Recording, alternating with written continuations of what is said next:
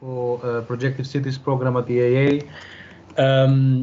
We're extremely happy to have Christoph Schmidt with us from Ifau Berlin, and of course Cristina Gamboa from La Col in Barcelona. I will let Doreen to introduce Christoph. I will just give you a bit of a very short explanation about what are we planning to do today. We will start with Christoph. Christoph will talk for about 40-45 minutes, and then we will open up the floor, the virtual floor, to discussion.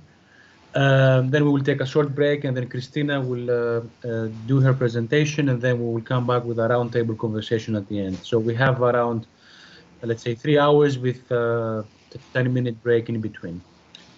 Welcome, everyone. I'm really glad to have such an amazing group of people together again this morning. Doreen. You are muted.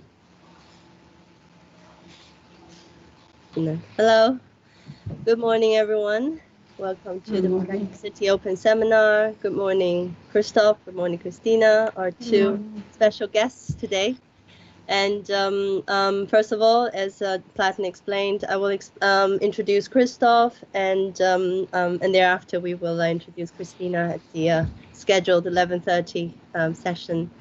As I just chatted to Christoph and the team before, I had the good fortune of having seen some of Ifau's work in Berlin, and to hear of the processes that's been driven to realize these projects, and often I wonder, wow, these projects are very different to what is going on in the mainstream. How is it possible?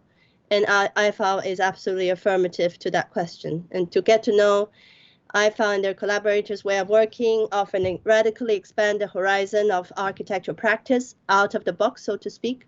Their deeply collaborative endeavor have taken on such diverse roles socially, financially, politically, and artistically, putting on hats as developers, as creators, as mediators, planners, and managers, roles that were previously segregated professionally. They have pushed the meaning of an architectural project out of the traditional straitjacketed definition. A project becomes not only a stage of empowerment for all those involved, but it literally becomes a form of life, of co-thinking, of co-acting, of co-producing, and co-living. Projects become life transformers, social condensers, and collaborative creations. And in this absolutely extraordinary and challenging times, we are grateful that Christoph Schmidt from Ifau can be here virtually to share with us their experiences in responding to the more and more urgent needs to reinvent architectural practices and architects as critical, creative, and effective agencies. Thank you, Christoph. The stage is yours. Thank you very much, Doreen. Thank you, Platon. Thank you, Christina. Thank you all for inviting me and having this very nice introduction. It's an honor for me also to represent our work in this format with your seminar. And I tried now to share my screen. And as I learned from Thomas, I have to switch on.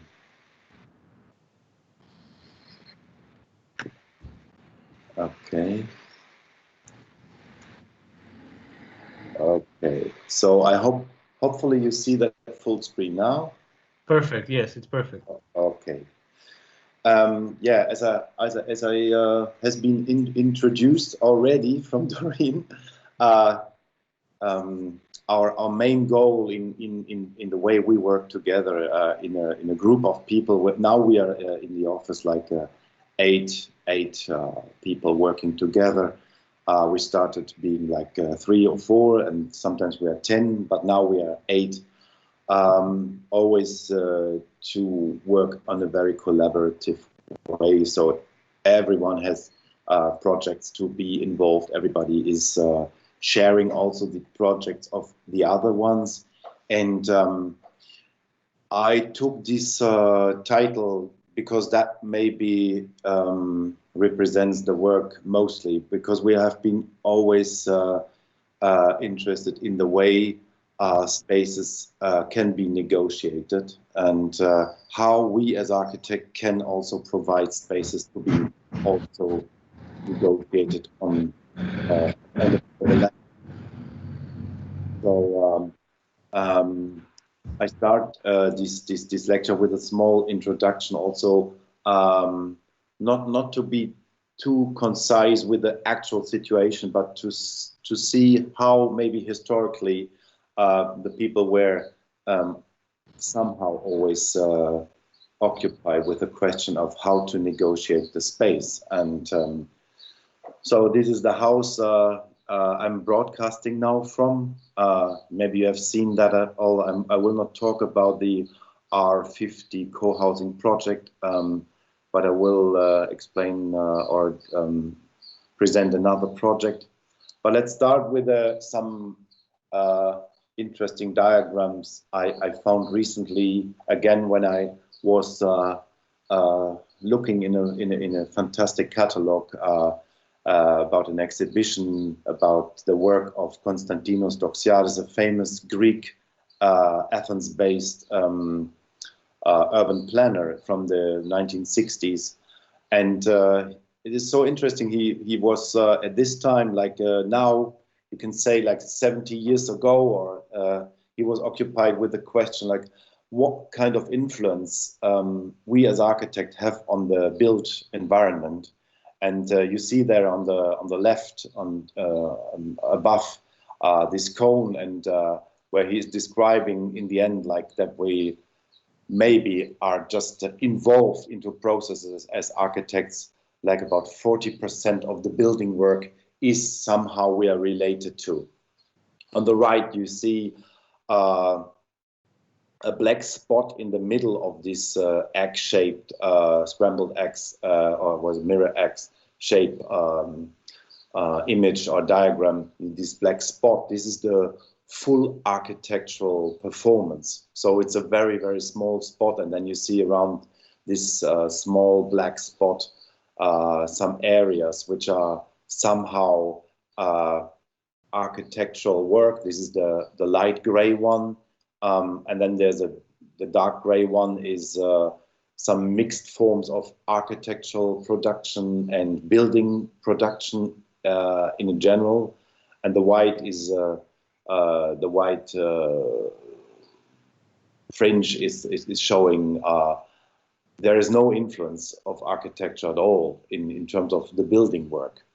And on the bottom, you see the diagram, which you can see the way you can see there's on the top line is the misunderstanding architecture, and the middle line with the gray shade area underneath is architects who are influencing the architecture, and where you see like the checkerboards, black and white on the bottom is representing projects who have been made from architects. You see, every time when we talk about negotiating space is that the influence of architects is less than 50%. And I think it did not really change the years over, although it is like 70 years now ago when Konstantinos Doxiadis made these observations. And so we have to be also aware that we as architects are always in a world which is also built in a totally different way as we maybe in our academic conceptions we think of that the world should be. Coming back now a little bit earlier, this plan, maybe you know, is from Giovanni Battista Noli, when he has been asked by the Pope of Rome to redraw the city, to make a map, an actual map of the city in the 18th century. And he was not so interested in to just draw the roads and the buildings.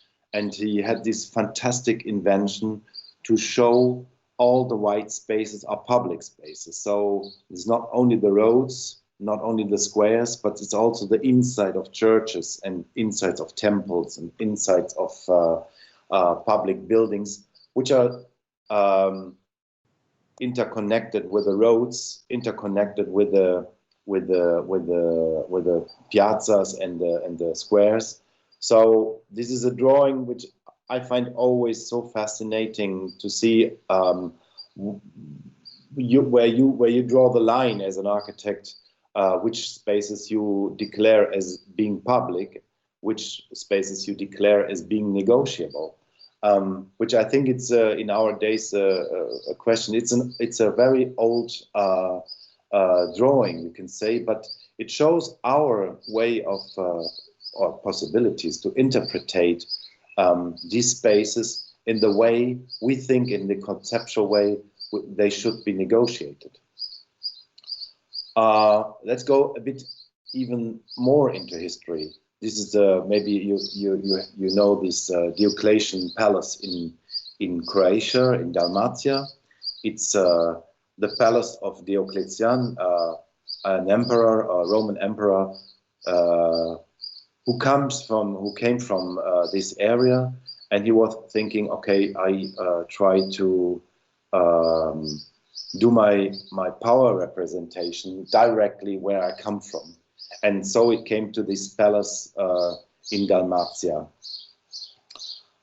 This is an illusion, something like illustration, you could say, how this palace should look like. Or it was near the border of the Adriatic Sea, and you can see also how it is made. Like I come back one, like the typical way a Roman settlement is always with this cross, and you have these two roads, right, from east, from west to east, and from north to south, and then the crossing in the middle, and then you have these four quarters. The very, very ancient way of how is the city being built, and also a palace is being built. And then something happened when the emperor died. There was no need for another Roman emperor to reuse this, or to go on with the use of this palace. And so the people who were living around or next to this palace, they made their settlements within the palace. So there comes the old town now from Split, you can see, where this palace became a city. So, which I find very interesting in terms of question of scale, when we talk about spaces to negotiate. So it's a palace which becomes a city then in the end, or the question when it starts to become a building, or when it starts to become a city, when you talk about architectural and spatial negotiations. You can see the actual look of the city, the aerial view from Split. Next, also it's a bit, but there were also some more observations, like in the 20th century, in the beginning of the 20th century, where some scientists were just looking for what kind of built elements were also helping for the settlements. So the whole city wall has become a wall, a backdrop, and a back wall for other settlements outside the palace. So it's interesting to see how this culture of how people used spaces again, and how they were reused in terms of the reuse of built elements like the city wall has a so long tradition, and so everything is negotiable in this sense.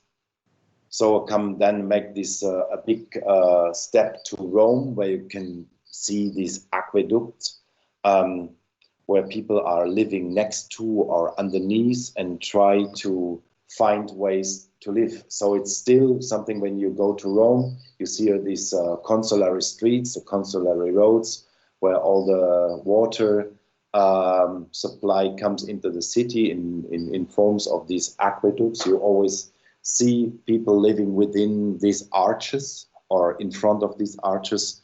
And so there were all kind of poor settlements in the beginning, but they became more and more like common.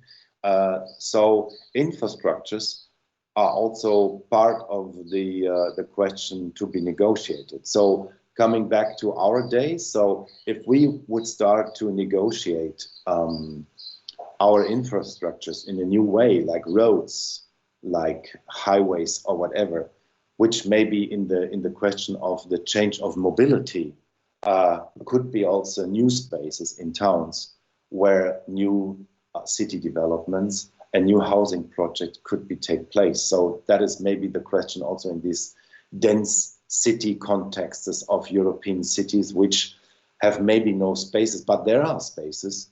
And for instance, the question of an aqueduct and a road, which will be changed into a smaller road, will also provide more space for living. And it's also interesting, like when we talk about the negotiation of space, is we always have in mind that we are talking about the bottom-up strategies, like the people where have this this need or this inner pressure to organize themselves, to become groups, and also to protest against all these problems of not being able to finance the way how to live in the city. But it has been also a question of a kind of a top-down strategy as well. So for instance, the King of France, when he started to expand the city of Paris in the Baroque way, there were some squares like this Place Vendôme has been erected.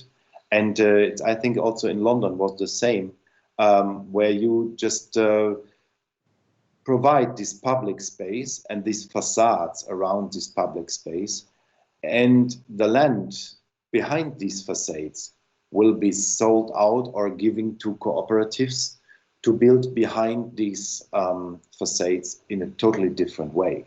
So it's also a question of, okay, what is the interface you want to share to negotiate? When you see this is a very strong method of providing the public space, and to also provide this certain way of an interface to this public sphere, and then to have in the behind the opportunity to think about different ways of living, forms of living. These are all historical examples, but they show that there can be more when we consider our way. So I would want to engage you to consider maybe methods of ancient times, to see what kind of methods could maybe fit to find new ways and new spaces in the city to be negotiated. So, but there are also examples of where architects were engaged, for instance here, Candilis, Josic and Woods, when they built in the colonial way in North Africa, in Algiers and in Morocco and in Algeria. Well, in the 60s, 50s, 60s, the European elite architects of the modernism which were kind of very strongly related to the Siam congresses, and they had the test field in the colonial states of North Africa, like from France and also from Britain, where they had a big test field of bringing in modern architecture, modern structural architecture within these contexts, and to have the opportunity to have this climate also to test different ways of architectural performances. But if you then look 50 years later, the people, they have adopted these spaces, and that is also an interesting part of the architectural thinking, is how we can provide structures which can be negotiated. That was maybe not meant by the architects, by Josic, Candilis, and Woods, that they will fill, the people will fill the interspaces, the interstitial spaces between the balconies with bricks and making small holes inside to keep out, to black out the sunlight and the heat of this climate. But it also works. It's a fantastic example to see how structures can be modified, can be negotiated afterwards when the architect has left the scene. Another example, also a colonial or like a late colonial building, is where from Fernand Pouillon in Algiers, where you had the very beautiful big, like when you just compare that to the Diocletian Palace, the idea of building an architecture between the city and a building, and had this really huge courtyard in mind, with some ideas of a market and a meeting place, and that is used today like it's a parking lot. But it has a resistancy, its robustness, this space, to also imagine that even in these countries or even in these contexts, maybe the car will be kicked out of this courtyard, and then it could be also like a green or like a market or a meeting courtyard as well. So it's also about a certain robustness of architectural elements, architectural structures we provide can be changed by the users, can be changed by different activities, which we can't foresee that from now. One of these very heroic projects, but I think it's not only about this scale, is the Fort Emperor, the Plan aux Bus from Le Corbusier in Algiers, where the idea was to have the infrastructure of a road, and underneath some stories which can be also filled by villas and gardens. The idea of Le Corbusier to say like, okay, why we should waste the land? We could also follow one line, just aligning the coastline, and have this idea of the urban villas. You can see the double height villas, and you have the slabs, and then on the top of the building is the road. So it's maybe it's a very heroic, it's a very utopian project, but it has the elements also of what kind of type of negotiation you will provide for people to be engaged. So you can also imagine somehow he did it that there will be more like vernacular ways of doing infills within these slabs. So you have also the modern style here. You can see the two-story, the urban villa with the garden next to it. You know that project also from the urban villa from Le Corbusier. And then you can see also the very the vernacular style. You can see like this is maybe made out of materials and forms and ornaments which are more connected to the context of Algiers. And then you have also these public corridors. So it's also a question like what kind of structures, or what kind of grid structures we can invent, which can be filled in. So then we come then to the question of the support structure and the infill structure. This you can maybe imagine from images, or maybe you have been there to one of the walkways in Le Corbusier's Unité d'Habitation in Marseille, where you can see, okay, it's also a question of how you can introduce, how you can infill also, or insert a certain way of publicness into the building, so that the city will come also into the building. So the dream of Le Corbusier can be also still alive, that to bring the public really into the building. I come now to a project we have worked for 8 years in Berlin. It's called the Integratives Bauprojekt am ehemaligen Blumengroßmarkt. It's a German title. I just translated it, like, not literally, but to understand it's a residential and studio and atelier building at the former Berlin Flower Market, where we joined together with another architectural office we also worked with for the R50 co-housing project, Heide and Van Beckerath.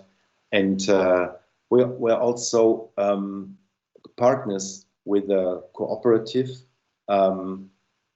which is called the Selbstbaugenossenschaft Berlin, and a cooperative from the 1980s, which were somehow engaged also in architectural experimental buildings in Berlin. Not so much, but there were like a few, but they were always very interested in new forms of living and how the people can organize themselves into these kind of processes. But the question was now how we can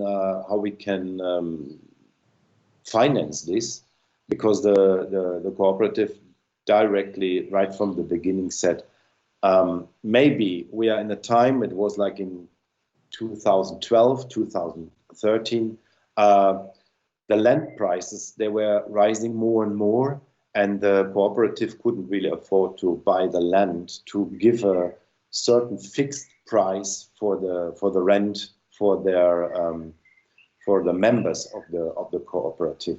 So they couldn't really guarantee that. And they said, like, if we will be part of this project, we have to make sure that we can guarantee a price of, I say it in €9 per square meter for the people who rent apartments there.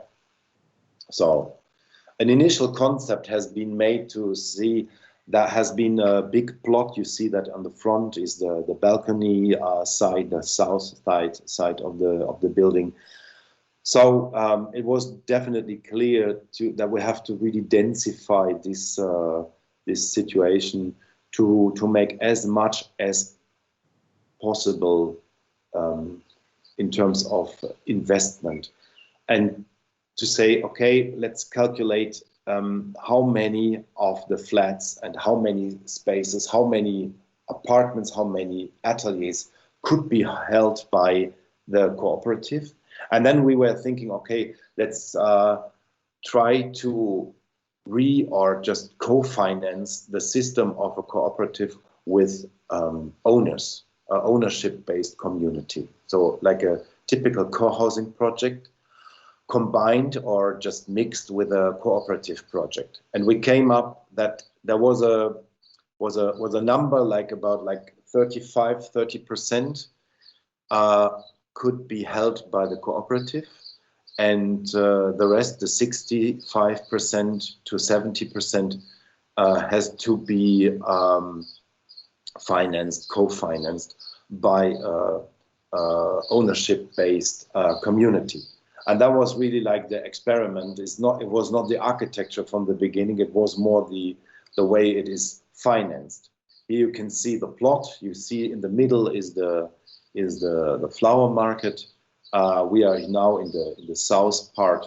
That was the land we had to apply for, and it is interestingly, maybe also for you to know, as maybe some of you becoming urban planners as well. That the city of Berlin offered at this time land for conceptual-based biddings. So the best concept should be taken or should be chosen, and that will reduce also the cost for the land. So the city would give land away for a cheaper price if the concept will allow for more social and more use for the neighborhood, for more environmental considerations. That was in 2012, 2013. I think even today, the city of Berlin would not offer to give the land away. They would only give it today on the base of leasehold. And I think there had also been the case for here, but it was on the edge where it has been politically discussed. So this project is a bidding with a concept based. You can see here on the opposite the extension of the Jewish Museum Berlin from Daniel Liebeskind. Maybe you have been there and you know it.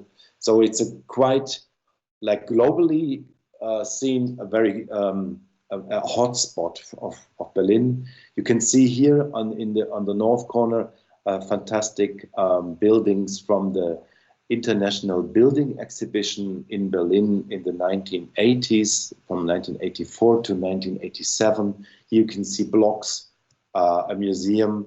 So I think there has been a lot of ideology. So if you once come to Berlin, take your time to go in the southern Friedrichstadt, and you will find so many different ideologies of urban planning and city development.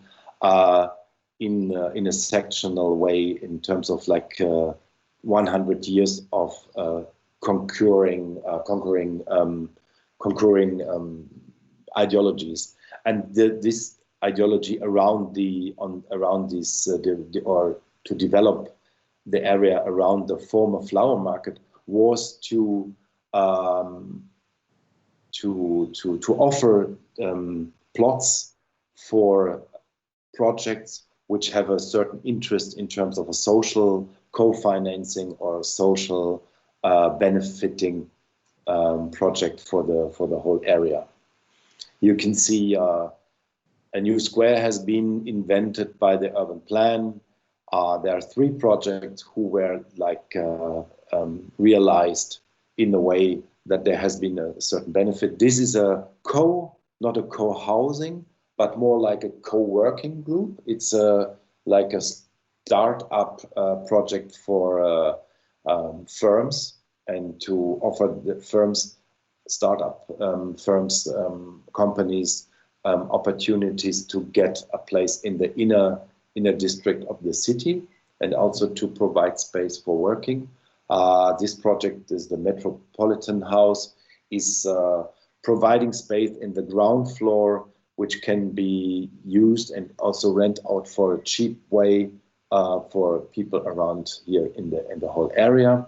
This flower, or the old flower market, has been changed into an extension of the Jewish Museum in Berlin. There were seminar rooms, and this is our project here. This is the IBEB project, where we had right from the beginning the question how we can address also to different needs, and to the question of how we make the city there. And we were thinking of being a bit more productive and not to just expose the ground floor for public use, but to say maybe it's also interesting to live and to work on this level, and to come back to the idea of production in the city, to come back to the idea of that people can work and live on the ground floor, and providing atelier spaces for people who live in the city. Here you can see also this co-financing idea. You have the gray squares. This is the classical co-housing group, is the ownership-based group, and then they are there in a what's it called, like in a relation of 2 to 1.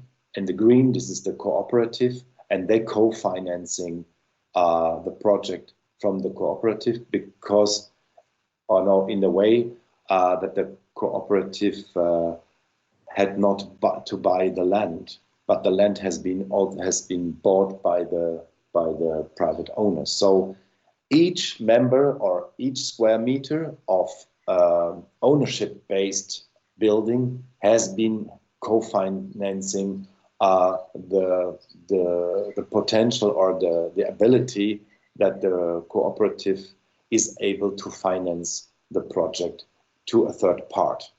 And then the yellow ones is also was part of the concept, which is also done today is a social carrier, which is providing space at nowadays 10 apartments for people with the disabilities in terms of their deaf people. And then we have like the rest is the classical mix we know, but not so big as being like for bar and cafe or shop. And that was the envelope of the building. So it was quite clear we have to put the maximum in the envelope, a maximum into the lines of what is allowed to build on this plot, to have a maximum of economy to make it possible that the cooperative will be part of the building. So it's a very dumb and dull volume. It's part of the urban scheme, of the urban layout, and we said like, okay, you could also think of 2 or 3 buildings within this frame, but it is also necessary to know that the height have been restricted or have been limited by the Jewish Museum on the other side, so you couldn't make any higher buildings. So then we were deciding, okay, let's take the maximum of the envelope, the maximum of the volume, and to introduce a more public, a more efficient system of circulation, of accessibility. And here you can see 2 staircases. One in the back is the east one, and then in the front is the west one. And then they're connected by horizontal corridors or external corridors, or a roof street. You can see on the top of the roof street. In the middle, there's a main corridor. It's also connected to the idea of what Le Corbusier with the Rue Intérieure was trying to bring some more public within the building. And then you see an exterior corridor facing the south facade. Here you can see the 3 projects, and luckily we won also together with the cooperative, we won this bidding procedure, and we could realize this yellow building in the front, and could kick out some investors who wanted to build there a hotel, and they say, okay, it's also like a way of work and live, and but it was strong enough, the project conceptually, that it could really beat some classical investors who were able to pay a lot more for the land than the group would have been able to pay. And then it was also conducted with the surveillance of the city. So we have, on the one hand, we have the top-down control system. You can see in the middle Louisa Hutton from Sauerbruch and Hutton, the famous office here in Berlin. And in the top you see the town planner from the district of Kreuzberg in Berlin. He was also very engaged that this project can be happened. So it was also interesting that it was not only like a bottom-up strategy, that the people put their money together or their efforts together, like a cooperative wanting to be extending their stock of apartments, and then also private people want to have a secure way to live in the city and even can afford to live in the city, but only for a certain amount. But it's also the city, it's the Senate of Berlin, it's the district planners, so the top-down mode who really were engaged into this process. So we had on the one hand always every 6 weeks meetings with the local authorities, with an external commission of experts, and we were talking about the architecture and the urban layout of the building. Remember, to the King of France, what is the public space worth what has a building to give to the public sphere? And the other motive was also to work with the people that they can get to know each other, and there were also a lot of interesting projects taking place on the place, like flea markets, games, and even social games, because it was a big building with 90 parties, and you couldn't really know them. The people didn't know each other from the beginning, and it was not a bottom-up, rising-up community, but it was also people coming from any places, any ways of occupation, and any ways of social and economical background. So there were people who just wanted to rent, and people who could afford, and then they wanted to share, but they had to know. So there's one big thing in these co-housing projects. I think that will Christina later on also carry on, is that the people right from the beginning start to get to know each other, which I think it's one of the biggest values of these kind of projects. And then we have this lively, we had these discussions about how to make the ground floor level as a lively urban vital zone, with ateliers, with retail or some shops.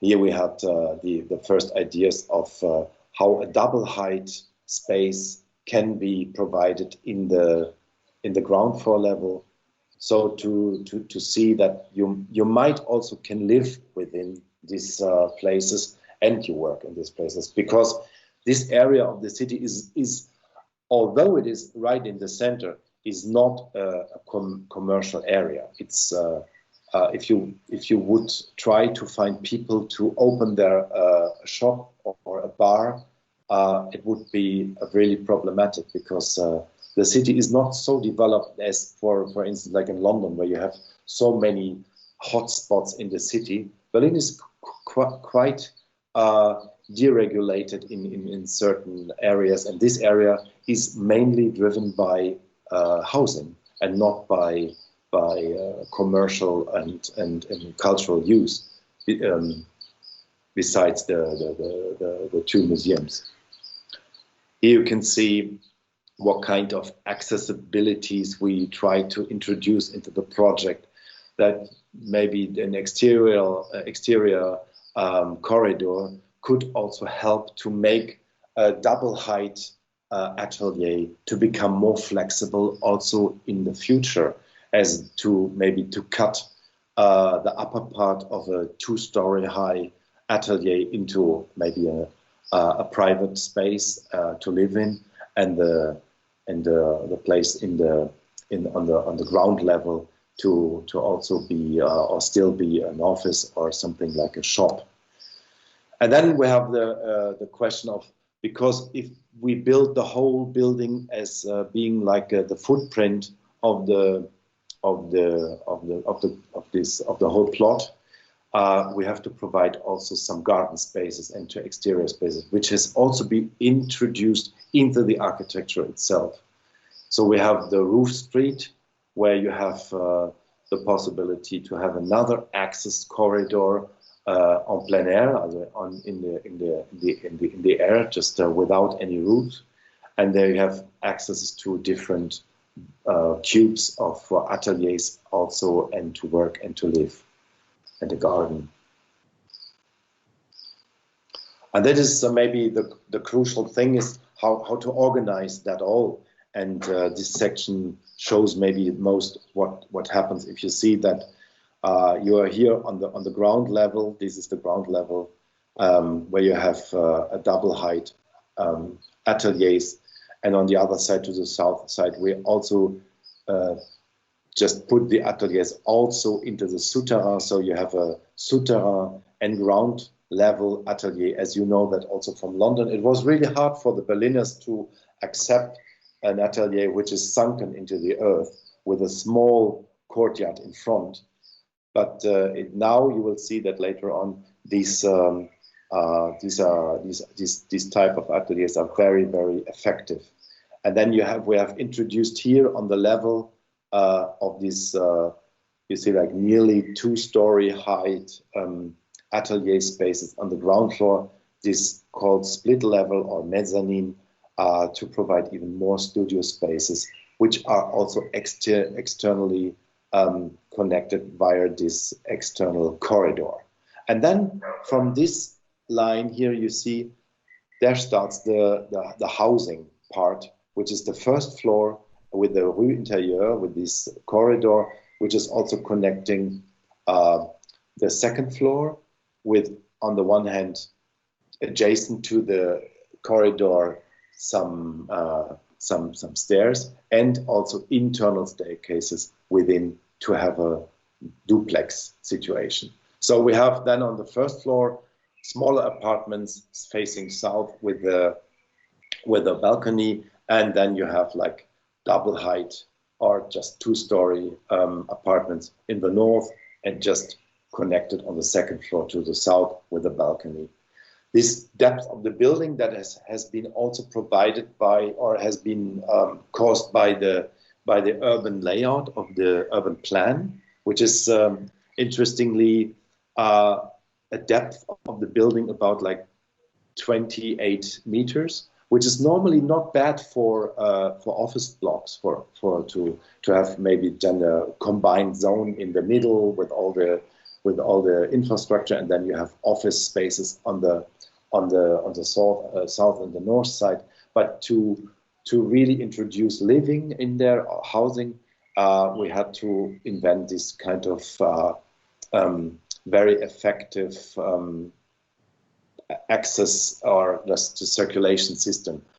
And then on the rooftop, you have the roof street, what you can see there before, and there are on the 4th floor are the roof ateliers, and they're also connected downstairs with the stairs to the 3rd floor. So this was just architectural to provide different modes of connections, different modes of combinations. And then the people came and say, okay, let's try to find my personal way of how to work, live in this structure.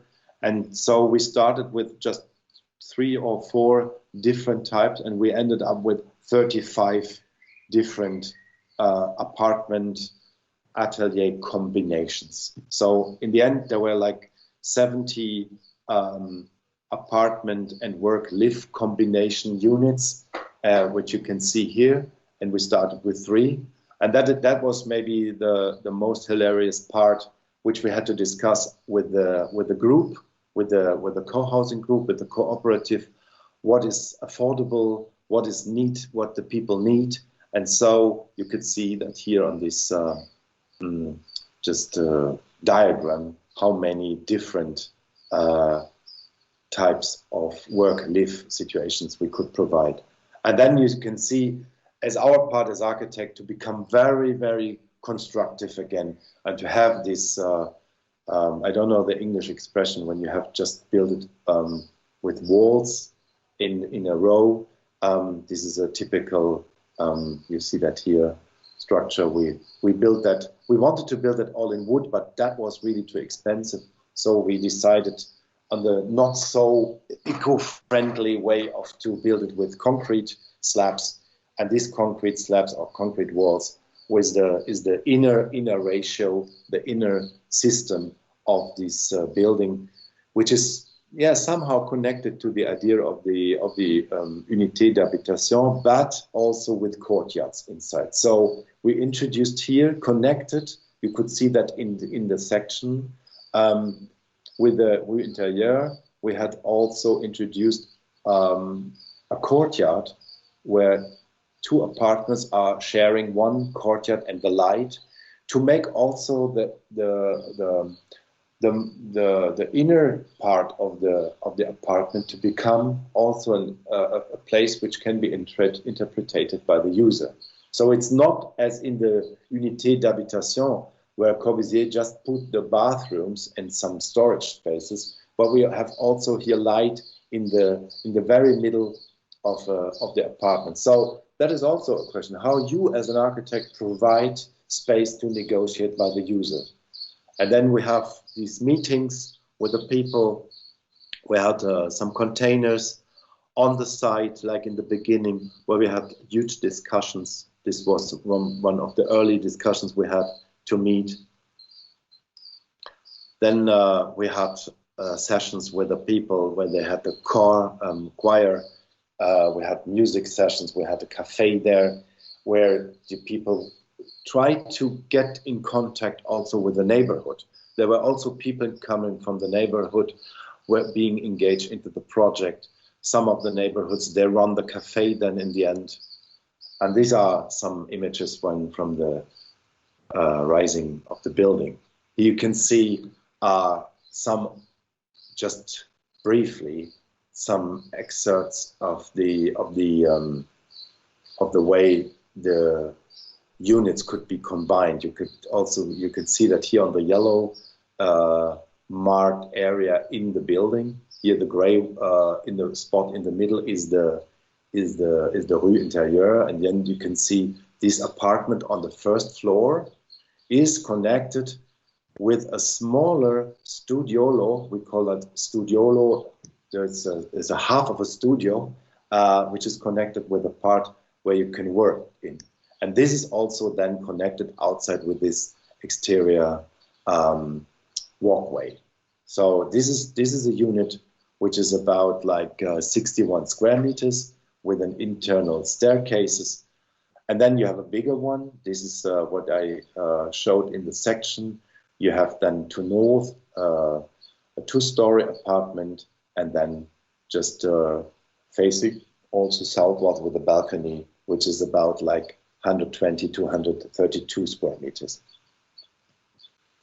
So this is same on the roof. You can see then you have a smaller part on the fourth floor, and then you go down into the third floor, and then it's from north to south. The whole apartment is also lit by north, by south, and also by the courtyard, which also was interesting. That most people that they wish to put their kitchen in this part. We'd never said it's obligatory to put the kitchen there, but the people wanted to put the kitchen there. So we had with every user individual consultancies how many separate rooms you want to have, how many bathrooms you need.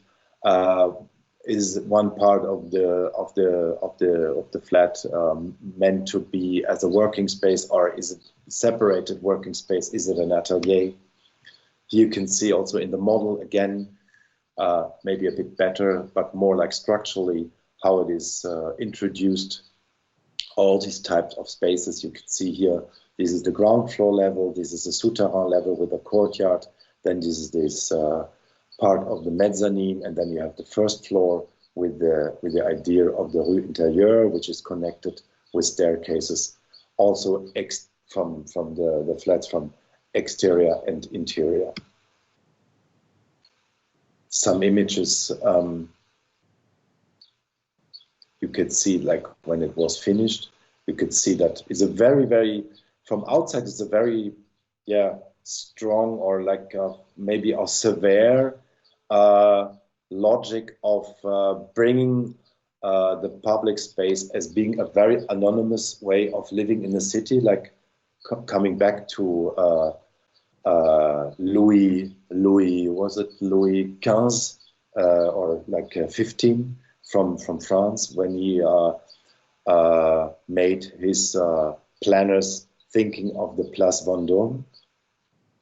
You could see that here. So it's a very urban house. It's not so, because that is also part of the negotiation process. The group was really thinking of to have a very strong and also very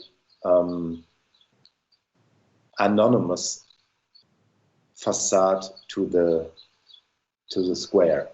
Here you can see the exterior walkway where the ateliers are also connected on the mezzanine level.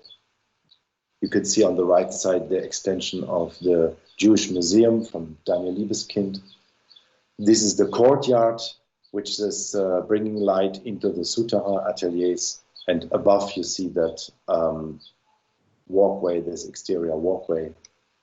And then this is a souterrain atelier, as I said. It's a fantastic space to have a very contemplative way of living and working there. This is a ground floor atelier with what's called a gallery on the level of mezzanine. It was also meant that the people could really have this space to build them to build the gallery on their own, but the most people they forced us as architects to also invent their proper idea of a gallery, and so we have so many galleries as well. So it doubled also again the amount of different ateliers, because everybody wanted to have the staircase in a different position. Here you can see some wanted to have a glass wall, just separating the upper level from the 2-story high level. It's a painter here inside.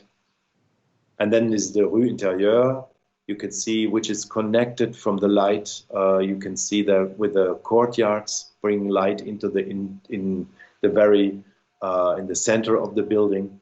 Here was the like a ceremony with the Arc Plus magazine, where we could meet also in this very, very long corridor. And I think it's the longest common space we have ever seen. It's like 100 meters long. It's 3 meters wide. And we had some very, very nice evenings there inside. There were a flea market 2 times in a year. There's a flea market where the people just put their tables into this corridor, and then the public can walk through the building and meet in the Rue Intérieure to share and to change items. And then we had a big meal there inside with long tables. Here you can see the courtyards, which meant to be green, but the problem is meant to be green, but it is was a question of costs. Now the people in the house, they put green plants there inside, but everything has been provided by us with water and drainage systems and so on and so on. This is the view into this small studiolo, which is connected with the apartment above, and this is one apartment like right in the middle of the building. Here you can see the very longitude of the length of the apartment, like about 24 meters long. And you can see we are now in the middle of the flat, and it is quite bright, and with a kitchen there inside. Here you can see.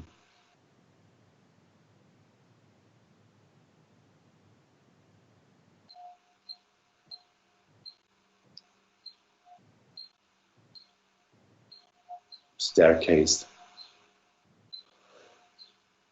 And then these are these on the roof. You have these small courtyards between the atelier cubes on top of the building, like also for public or for the community, and as an entrance for those who are using the spaces. And then there was the ceremony of just handing over the building.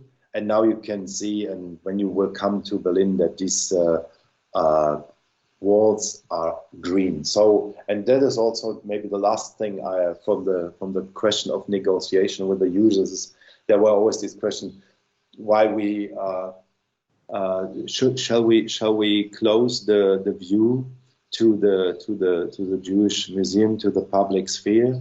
And then the most people were deciding pro, because they said this is our garden, this is more like a hortus conclusus, where we are for ourselves, because we want to also not to offend the public sphere with our private way to live. And so they decided for this courtyard type of garden on the rooftop. So I think I leave it now to this, because I think it's now an hour to go. And I just want to open it maybe for questions.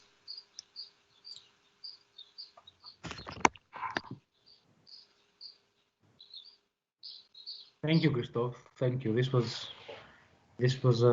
excellent.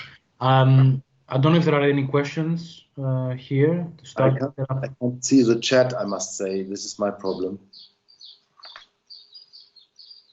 I cannot see it either, but they keep sending me questions from another chat. So we have a couple of questions from the YouTube channel, but I think I will open the floor here for questions first. Anyone?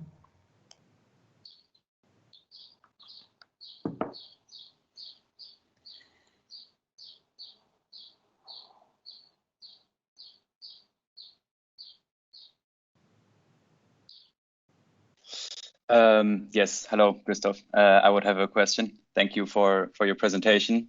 I think the question that I had has to do something with the tools of mediation and communication that you potentially have while working with these different groups, especially also different age groups, as it seems like in these images that you showed. And the question is kind of going to the direction of these requests, which seem very custom made towards the needs of the first cycle of users of that building, in relation to a potential thing that you have in the back of your mind when it comes to a generic structure of the space itself, so that also the second cycle can adopt these structures to their own needs. And if you could maybe expand on that, would be great. Yeah, I just maybe it's I think every time I talk about this project, it has a certain dynamic, because I lose always things which I have to mention earlier. But I mentioned one thing. It is that we have these two parts. We have the external pressure on the project, which you have to is related to the idea of having a strong partner at this site. Is the Jewish Museum of Berlin. It's a very, very known place. It's a very, even for Germany and for Berlin, it's a very respectful way we have to work with this organization. And there were so many restrictions also because of security. The Jewish museums are all Jewish buildings, or in Germany they are under protection of the police. So you have to really walk into in between lines of very restricted ways of an urban layout, which is has to be negotiated every time with the authorities, with the planners from the district and the Senate, and has to be negotiated also with the Jewish Museum. So the strong envelope, the strong layout of the urban conditions for the building, we try to convince right from the beginning the people that this is maybe something we have to accept and we should work with, and to try to find out ways of having the freedom in a different way. So there were also people like, okay, can't we do anything with the balconies? Can we do this? Can we do that? And they would say like, yeah, it could be, but it will maybe give a lot of problems in terms of security, in terms of the urban layout. And then we were just thinking with some of the like for the cooperative right from the beginning, can we maybe find a solution of having on the one hand a building with a big depth of this 28 or 26 meters, and to provide a certain freedom of choice where people could really combine spaces and could really find their place in a house. And that were the conditions. And then it started that the people were directly accepting, and they were knowing that right from the beginning, okay, I'm right in the center of the city. I'm right next to the Jewish Museum. I will not provoke the public sphere with my private interest of having like a, I don't know, something super individual to the outside. So it was also interesting. Not us as architects were just providing this question of how to react on the public sphere. It was also the people themselves were saying, okay, you see everywhere cameras, and you see the CCTV situation there, and everything has been really restricted in a way.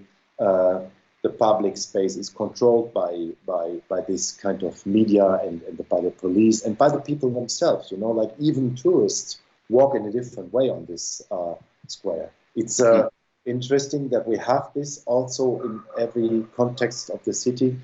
And so we were just directly confronted with the situation to every time communicate the results of these negotiations with the city back into the group. And the group were just accepting or were asking for more. And there were so many questions also like how the roof should be. And the roof, I could have shown some more images about the roof should, as from our part, could be much more of two-story high buildings again, because the law allowed for this kind of building type to have also on the top another two-story high ateliers. But it was also the cooperative was saying, no, we can't think of people having two-story high ateliers on the rooftop in the center of Berlin with a view onto the museum. Yeah. Nobody can afford this. So there was also something like a self-determination that the cooperative made a lot of efforts to convince also the ownership-based group or part of the group not to vote for a two-story high atelier building for Olafur Eliasson in Berlin, for example, but to say let's make it a bit more on a level that everybody can share this space as well. So there was the roof garden idea coming up, and also the idea of integrating the green, which was not built then in the end. Now they are the first tests of greenery inside. But then I think it was mostly about talking about what is common, what is public, and what is totally different to a project I'm living here now in the co-housing R50 project, is that the common spaces become smaller and smaller the bigger the group is, because everybody can count. If I want to share this space once in a year, maybe it's one time I can use this space. So the people were definitely not into voting for a common space which is like 100 or 200 square meters. Although a group could really use this kind of space, the common space as an interior space is just 60 square meters. And then we invented other spaces like the corridor, becoming more like a space where the people can meet. And I haven't got the photos with me, but it is also used as a rue intérieure for the youngsters, which are using that for skateboards, and the people are going with a bike directly from the lift to their apartment. So it's really like this interior road rue intérieure is something like which is a sharing point of like the heart of the building, where the people can see on the way, like Hermann Herzberger always was considering, to look out of your window and to see somebody crossing the street or just coming along. And that were also this question like what are the common spaces are about, like the garden, the rue intérieure, and how also the bicycle spaces or the storages can be also made in this way, that you can easily screw all these just to take off the things where you put the bike in, and then you have a bigger space. So there are quite more smaller inventions inside, which I couldn't show in this time. Mm-hmm. Great, thank you. There is a question from YouTube, from the YouTube chat, which I found very interesting, and I want to pass it to you, Christoph. There's a question from Ashif. He says, you have spoken clearly about the negotiation of inclusion, both inside and outside the building and the site. Now, in the light of social distancing, how can these negotiations be effective?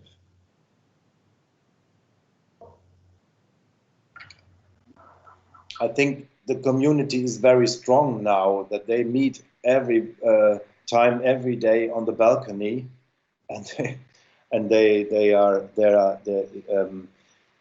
I think it's like what I also have in my experience is that these houses where the people know each other right from the beginning now, it took like six years to build up this house, that the people learned each other from the negative and the positive way.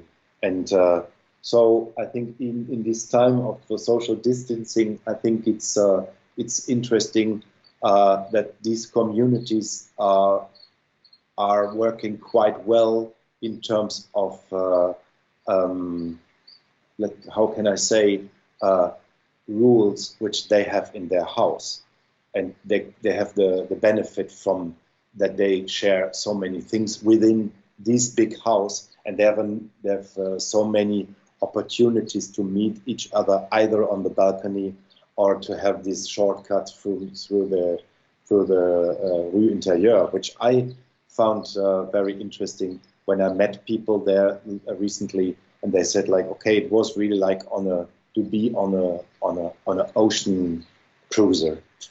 Yeah. Does that make sense, what I say? Yes, thank you, Christoph. Thank you. Any other questions? Thank you for a very interesting talk. I have a couple of questions. One is related to the mass tourism and platforms such as Airbnb. And I was thinking of the city of Split and the Eclesian Palace, what you talked about in the beginning, and how overrun by tourist cities in the summer, and how the local people are literally being pushed out of the city, and especially out of that part, the central part.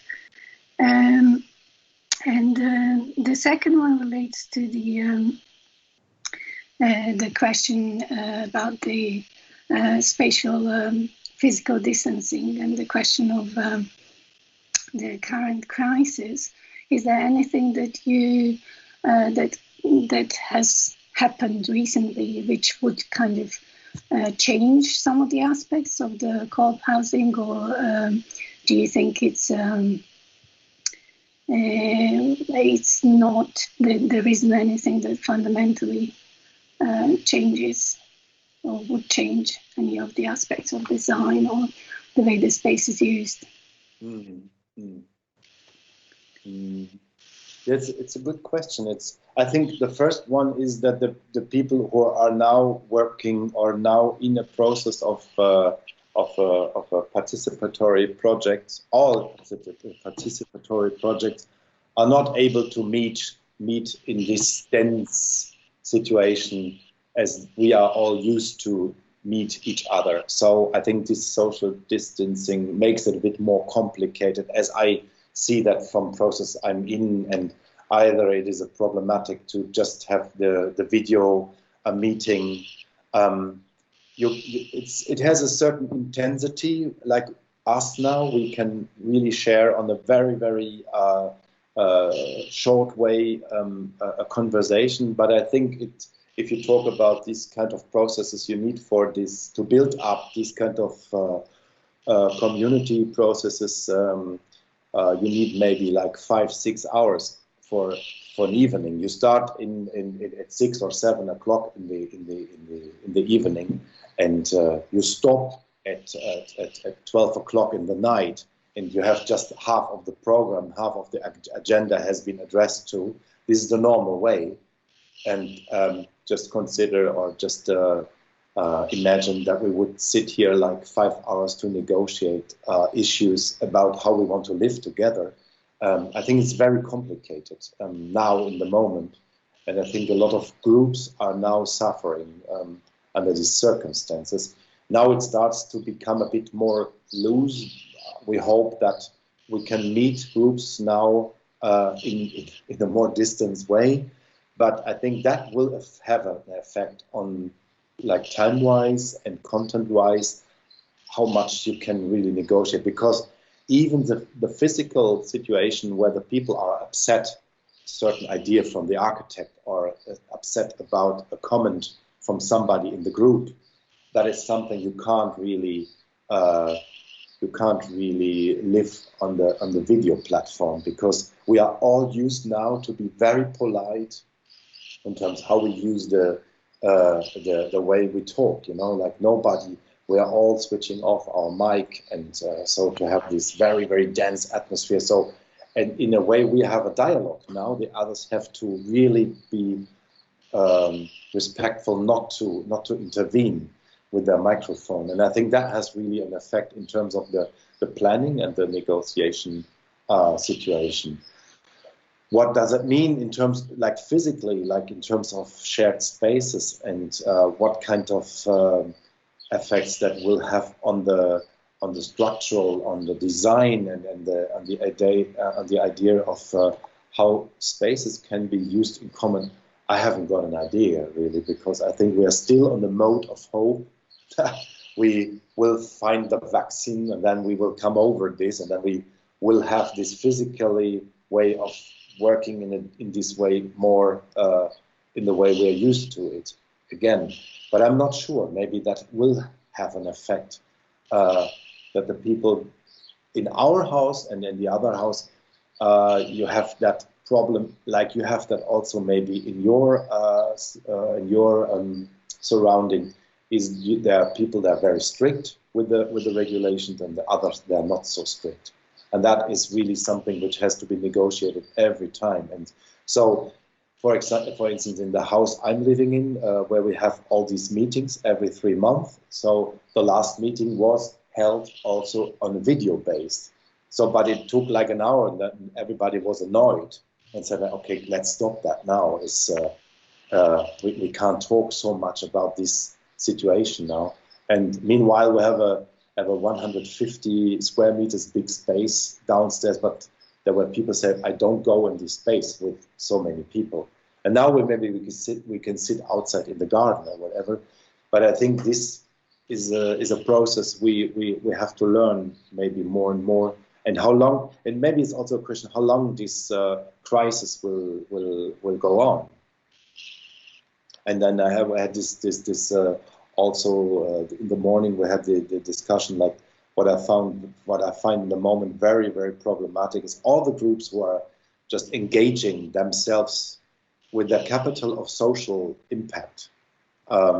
They have problems now because they don't have the money to just to finance a campaign, because they have to meet each other. All the protest forms are in danger in the moment, like because you're not allowed to be more than 20 person on the street, and if you do a protest. And so on the one hand, it's maybe a question of very creative moments, but then on the one hand, it's also very restricted in the way we communicate. Does it give you an answer to your question?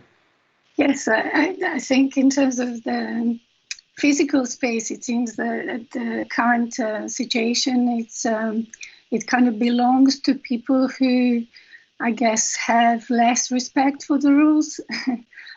So people, because if you're having to,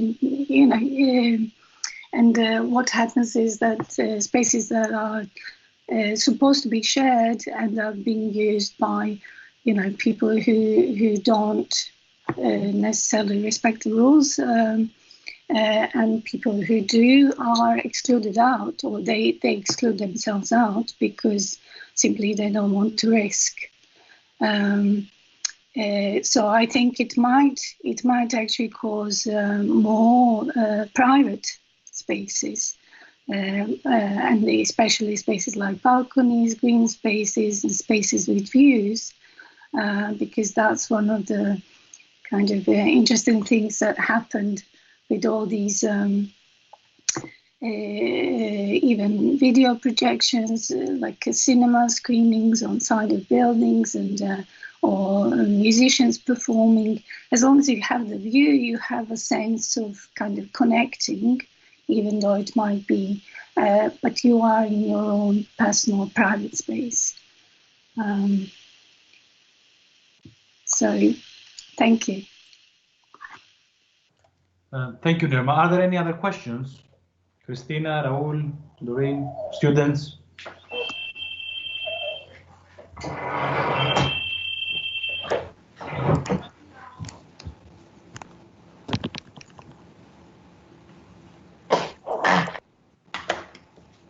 I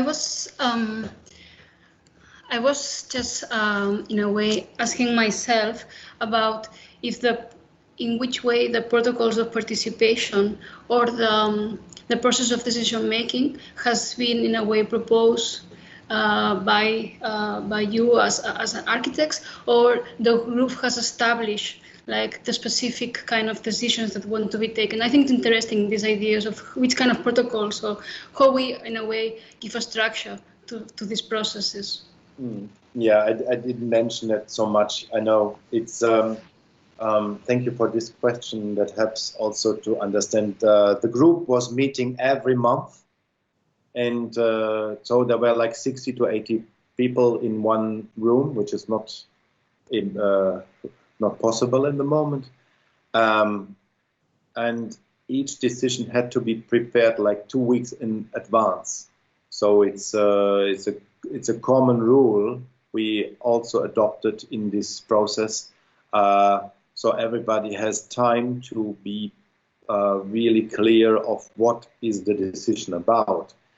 But if the decision couldn't be made because somebody had a vote or like a veto against this decision-making moment, for instance, the external walkway was really a big issue with the glass stones, because there was once the cooperative was thinking, okay, let's get rid of this element because these ateliers don't need a second access to somewhere. You know, it's could be also like, and then we were just explaining the problems of legal constructions and fire rules and so on. But there could be also different ways, like there could be stairs and so on. And the people, they felt like, okay, there is not enough privacy. And so this process of negotiating this part of the building took 1 year to come to an end. And it is so you have like several fires lighting in the whole process. Some they are very, very on a low scale or on a small scale. They burn for like 1 year. And some are really, really strong, and then you have like a four weeks very strong debates. And it is another thing, like it's not like this community project we did before, like with 20 parties. Now we have like 70 parties in the whole building, and you see you have a totally different society. You have those who live on the rooftop, and they have problems of those who live on the rooftop, and you have people who live on the ground floor level. They have the problems of those who live on the ground floor level, and those who have a courtyard, they have the problem of having a neighbor. Now they have a problem of a neighborhood, and this is so interesting. So you decide yourself as a user or as somebody who's moving in these kind of processes, and you find out you will have a neighbor, and that is a causing really problems. And so when you talk about the protocol, you have the official protocols, like once in a month we meet, and then the decision-making processes have to be prepared in advance. And then you have the individual consultancies with the apartments, like 2, 3, 4 times. It depends really on the ability of the future tenants to be able to decide. Some are very fast, some are not. You know that, and then you have these groups which you couldn't really control in the beginning, and then suddenly you have a debate on I don't have enough privacy in my courtyard, so what can I do? And then you have the very I don't know, it's a very architectural but a very human way of talking about. You live in a next to a courtyard which is like 4 to 5 meters. It's even bigger than in Barcelona, the courtyards, which we were always referred to as like, hey, think about Barcelona, the very small courtyards, and they bring a light and air and whatever in, and then they were just really having a hard talk to the group. It's not that you are then part as an architect anymore. You just provide the infrastructure, you provide the idea, and you are maybe the guard for the process, but you're not deciding then anymore. And then the group was fighting to get their gels in front of the glass windows, and that had to be paid from the whole group. And that was really like this is like in real life. Somebody wants to get something because she thinks it's part of the game, and the others will argue against. But then in the end, they got their gels paid from the whole group. And it's so interesting that you have processes of what I would say. Some people said in the end it was like a seminar for democratic decision-making processes in the end, because that is the good point in co-housing project, and also maybe more than even in cooperative housing project, because in the cooperative housing project you have the CEOs, which are responsible for the decision in the end. Like in German law, it's like you have like 2 or 3 elected person who are responsible to make decision in respect to the whole cooperative. But for the co-housing project, is you have an individual voice and an individual vote, so it's super based democratic. So in the end, you work with so many different individuals, but then they have once in a while they have to make a decision, and they can postpone the decision maybe 1 or 2 sessions. But then we have also project managers, and when they said like, okay, now you come in a dangerous situation.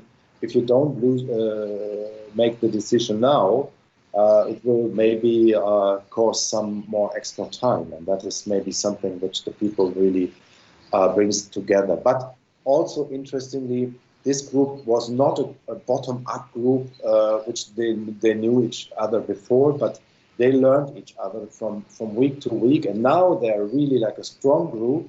And I think in the last sessions, I think it was 60 months, all these around like 5 years meetings we had. And I think from the meeting 50 on, we were feeling a bit like we don't want to be there anymore as architects. So we had, because we were blamed to, I don't know, anything. And then in the end we said like, okay, the group has learned so much about building, about decision making, because they were so strong. We said we have to now take care about ourselves, and that we withdraw ourselves now, and that it's your. But it's interesting. It's that you you hand it to other people, the process, more and more. Really interesting. Thank you, Christoph. Okay. I have one last question, and then we can, after you finish, Christoph, we can take a short break before Christina's lecture. I wanted to ask you something about the use of drawings, and how our techniques, expertise, techniques are used in projects like that. I've seen you presenting before, and I've seen these wonderful drawings that inhabitants did for the R50. I've seen the kind of work that Ifau has been doing, and also Lacol. I mean, I guess Christina will talk about it later. So because I'm also interested myself, but also because students quite often are dealing with projects like that. So they actually go and negotiate, they go and they talk with inhabitants in a specific neighborhood. So what kind of tools you have used, what kind of tools have you been trying, and how do you think the limits of our own profession somehow encounter questions of clarity when it comes to these roundtables of non-experts and inhabitants? Mm-hmm. Yeah, there were some tools in terms of, for instance, the housing report, where the people could really document the way they live today. And there is the idea of an open floor plan, as which was not for the IBEB so open as for the R50 project, where the people could really build their own model and their drawings and the way, like you have a grid structure where they can do their remarks, and then you can interpret that as an architect. And I would say it's always a question of interpretation. So if a layman will draw something into a grid ordered floor plan and hand it back to you as a professional. So I think this is more like the way you talk about, and then you interpret it together again. So it's always so more interesting to have that in relation to a physical talk and a clear meeting you have with somebody.